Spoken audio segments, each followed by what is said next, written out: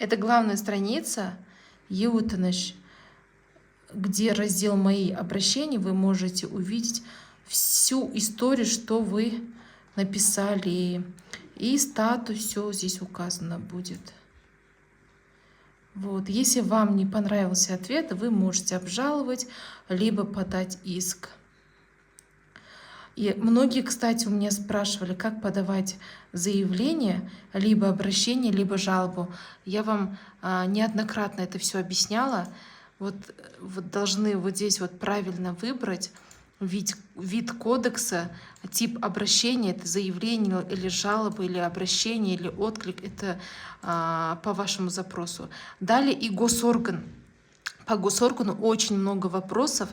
Здесь не все. Вы можете по местоположению найти, либо по поиску ключевое слово. Если его нету,